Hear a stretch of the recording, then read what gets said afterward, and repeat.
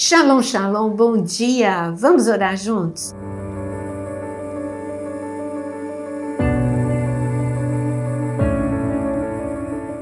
Eu quero te convidar a compartilhar essa oração com muitas pessoas.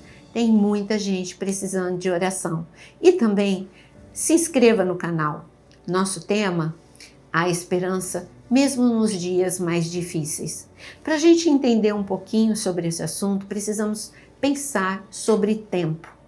O tempo, nós que somos pessoas ansiosas, angustiadas, que gostaríamos de ter tudo, respostas imediatas, precisamos pensar sobre isso. O agricultor, ele tem a semente, ele tem a terra, ele tem o tempo de cuidar daquela semente e mesmo que ele queira, ele não pode, ele só pode cuidar da semente, mas ele não pode acelerar o tempo daquela semente de germinar, de florescer, de frutificar. O tempo não foi estabelecido por ele, o tempo foi estabelecido por Deus. Então, o que ele diz em Eclesiastes 3, versículo 1, é uma grande lição para nós.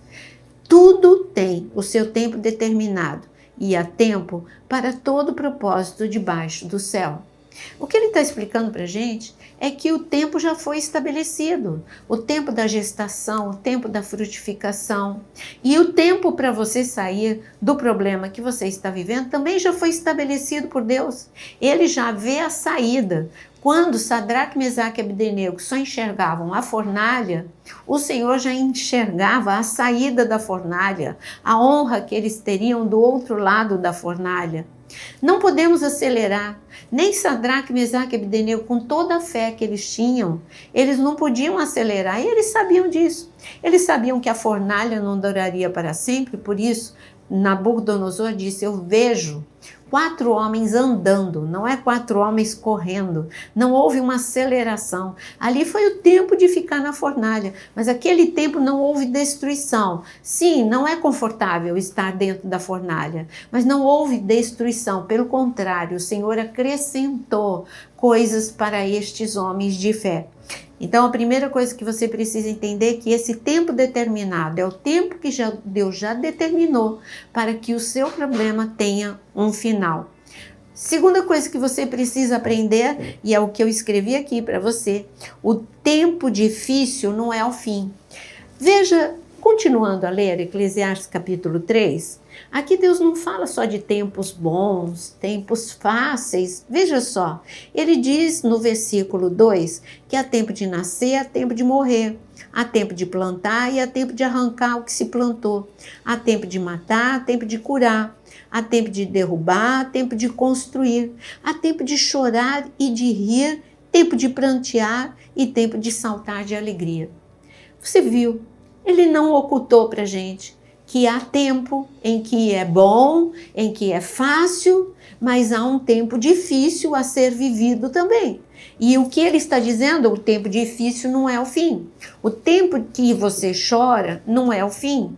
O tempo em que você está vivendo uma morte na sua vida, a morte da esperança, a morte do sonho, a morte aparentemente das suas finanças, este não é o fim. E por isso que ele coloca sempre 2 tempos. Há tempo de nascer, há tempo de morrer.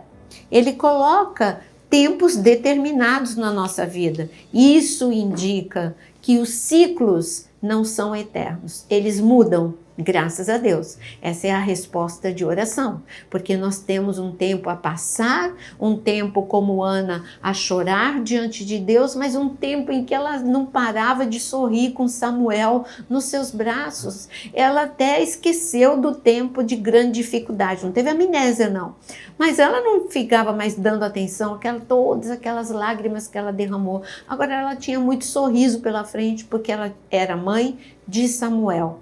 Quando eu penso em tempo, eu penso numa outra mulher.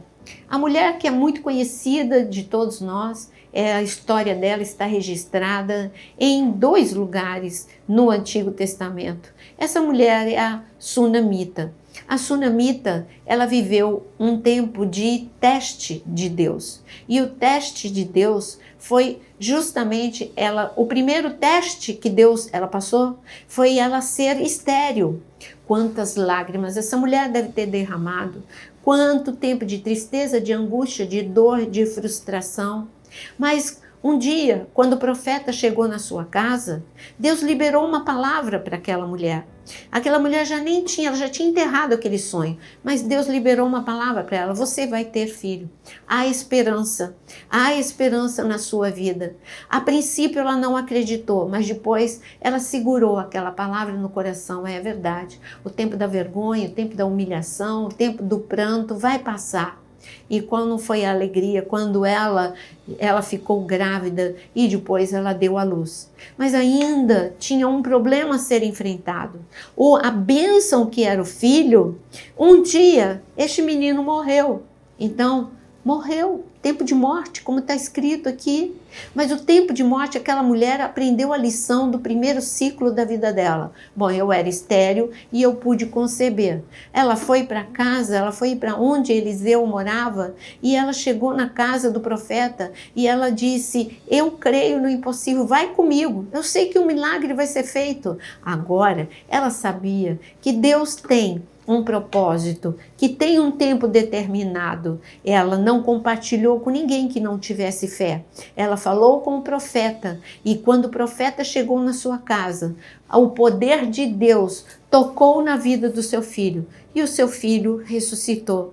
Esta mulher, que tinha algo que se chamava segurança financeira, ela era rica. Se você acompanhar a história dessa mulher, que está registrada em 2 Reis, então você vai acompanhar que essa mulher, em 2 Reis capítulo 4, essa mulher não tinha problema financeiro, ela era rica.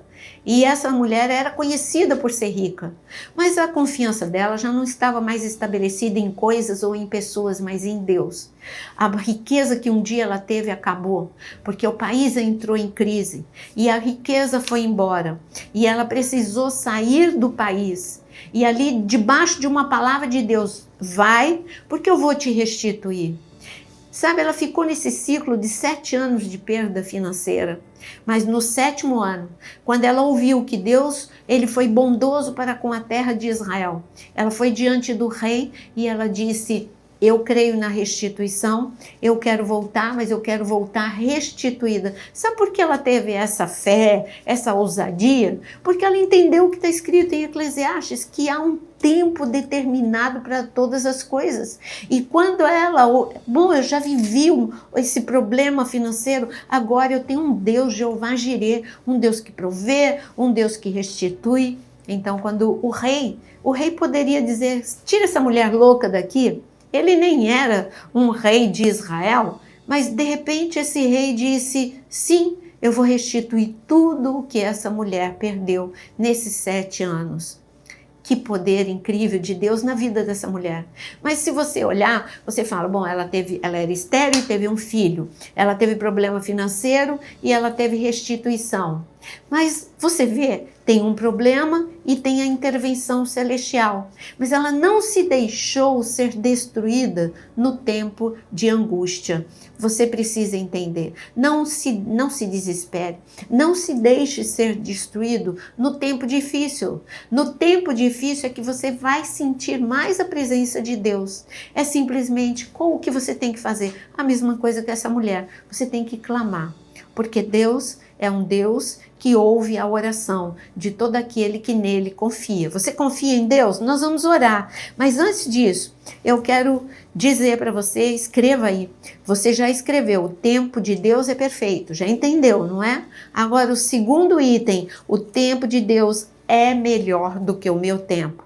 Por isso que o salmista diz no Salmo 40, no versículo 1, esperei com paciência no Senhor, e Ele se inclinou para mim, e Ele ouviu o meu clamor, Ele ouviu e respondeu. Por quê? Porque o salmista, ele tinha certeza que o tempo de Deus é muito melhor do que o tempo que ele estava vivendo. Por isso que ele esperou com paciência, sabendo que Deus não tinha voltado as costas para ele. Quero que você ainda anote aí, Zacarias 4, versículo 6. Você sabe o que está escrito em Zacarias 4, versículo 6? Não por força, nem por violência, mas pelo Espírito de Deus. Você sabe quem recebeu essa palavra? Zorobabel. Você só fala essa palavra, com certeza você conhece essa palavra. Mas você sabe por que Deus liberou essa palavra para Zorobabel? porque o templo de Deus começou a ser construído, parecia que estava tudo dando certo. De repente, houve uma interrupção, a obra foi embargada e ficou muitos anos paralisada aquela obra.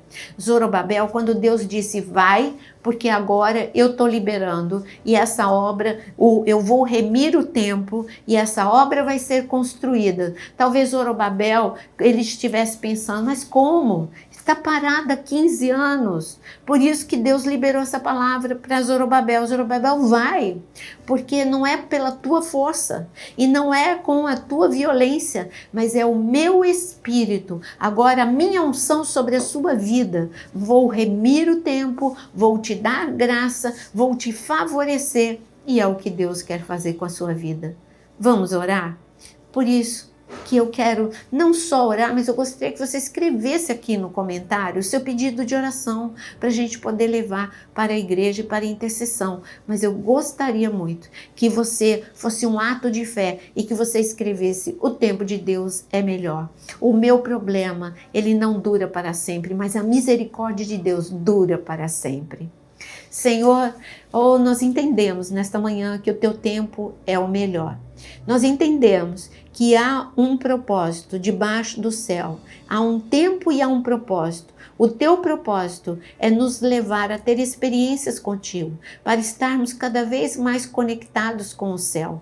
Senhor, por isso, eu quero clamar que todos esses pedidos que estão sendo apresentados agora a Ti, Senhor, que estas pessoas possam experimentar a Tua bondade, a Tua misericórdia, o Teu favor, Senhor, a Tua unção de milagres. Senhor, reveste essas pessoas agora de força para que elas não se sintam esmagadas por esse tempo de pressão, de angústia e de dor, mas que elas sejam renovadas hoje. A fé seja renovada, que elas tenham fé para receber o milagre, em nome de Jesus. Amém e amém. Deus te abençoe, de fé em fé, de esperança em esperança, de glória em glória, nós prosseguimos. Você não vai ser destruído nesse tempo de crise. Experimente o poder de Deus. Agora, deixa o seu like e continue a compartilhar com muitas pessoas esta oração.